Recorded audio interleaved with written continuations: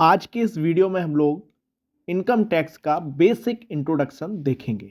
अगर आप BCom, MCom या एनटीए नेट एग्ज़ाम की तैयारी कर रहे हैं तो ये वीडियो आपके लिए बेहद खास है। सबसे पहले हम लोग देखते हैं कि इनकम टैक्स एक्ट कब आई थी, यानी कि इनकम टैक्स एक्ट कब बनी थी। तो इनकम टैक्स एक्ट 1961 में बनी थी। लेकिन अगर हम वही बात करें कि 1961 में इनकम टैक्स एक्ट बनने के बाद इसको कब इन्फोर्स किया गया, तो इसको 1 अप्रैल 1962 यानी कि 1962 में इसको इम्प्लीमेंट किया गया और ये बन के तैयार होके रेडी हो चुकी थी 1961 में, और इसीलिए इसको हम लोग कहते हैं इनकम टैक्स एक्ट 1961। नेक्स्ट बात करते हैं कि सबसे पहले टैक्स क्या होता है। इनकम टैक्स को पढ़ने से पहले हमें टैक्स के बारे में पता होना चाहिए। टैक्स एक कंपलसरी फाइनेंशियल चार्ज है जो कि लेवी किया जाता है गवर्नमेंट के द्वारा किसी भी व्यक्ति की इनकम पर, किसी भी कमोडिटी पर, किसी भी सर्विस और किसी भी एक्टिविटीज पर। जो टैक्स वर्ड है वो आपका लैटिन वर्ड टैक्सो से निकल कर आया है। इनकम टैक्स क्या है, तो साथियों मैं आपको बता दूं कि income tax is a tax imposed on a individual और एंटिटीज, यानी कि दोनों, यानी किसी व्यक्ति पर या फिर किसी कंपनी पर, और ये वेरी करता है इनकम और प्रॉफिट के साथ साथ। क्योंकि हम एक चीज और इम्पॉर्टेंट है यहाँ पर आपके लिए कि इनकम टैक्स भी एक मोस्ट सिग्निफिकेंट डायरेक्ट टैक्स है। मैं आपको वीडियो में बाद में बताऊंगा कि डायरेक्ट टैक्स कैसे है। उसके पहले आप ये जान लीजिए कि जो इनकम टैक्स है उसका जो प्राइमरी पर्पज है वो यह है कि वो रेज करे रेवेन्यू को, जिससे कि ह्यूज पब्लिक एक्सपेंडिचर को मीट किया जा सके। यानी कि गवर्नमेंट टैक्स इसीलिए लगाती है इनकम टैक्स, जिससे कि जो पब्लिक एक्सपेंडिचर है उसको कैसे भी मीट किया जाए। आगे बात करते हैं, income tax is typically progressive tax, यानी कि इनकम टैक्स दो तरह के टैक्स होते हैं, प्रोग्रेसिव और रिग्रेसिव। प्रोग्रेसिव टैक्स होता है इनकम टैक्स, यानी कि वो टैक्स जो इनकम के साथ उसका टैक्स रेट भी इंक्रीज हो, यानी कि जैसे जैसे आपकी इनकम इंक्रीज होती जाएगी वैसा वैसा टैक्स का रेट भी इंक्रीज होता जाएगा।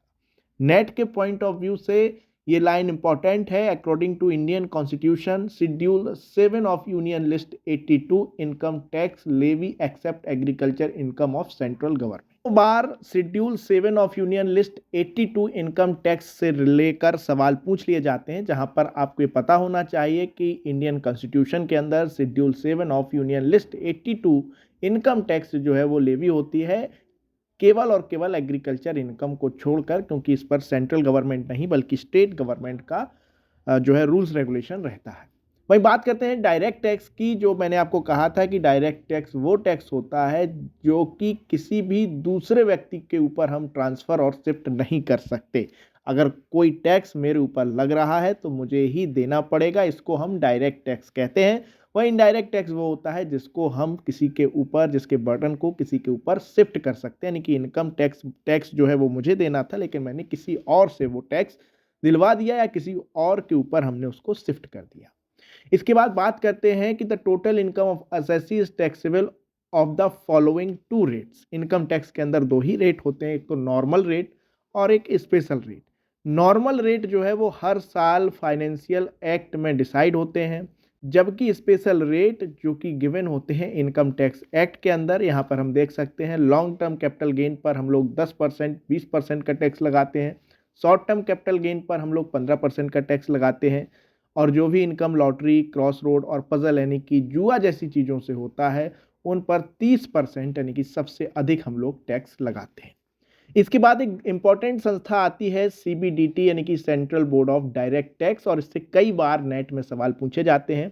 सीबीडीटी क्या है, हम आपको बताते हैं कि सीबीडीटी एक ऐसी बॉडी है जो इनकम टैक्स को ऑपरेट करती है, रेगुलेट करती है और उससे रिगार्डिंग तमाम सर्कुलर नोटिफिकेशन इशू करती है। और सीबीडीटी ने इनकम टैक्स एक्ट रूल्स 1962 को फॉर्मुलेट किया है और इससे वो प्रॉपर एडमिनिस्ट्रेशन कर पाती है इनकम टैक्स एक्ट की। और सीबीडीटी को इनकम टैक्स एक्ट रूल्स 1962 बनाने का पावर इनकम टैक्स एक्ट के सेक्शन 295 ने दिया है। वहीं सीबीडीटी सर्कुलर इशू भी करती है, सेक्शन 119 के अंतर्गत नोटिफिकेशन भी इशूड करती है, यानी कि एक बॉडी, वो बॉडी जो पूरे इनकम टैक्स को रेगुलेट करती है।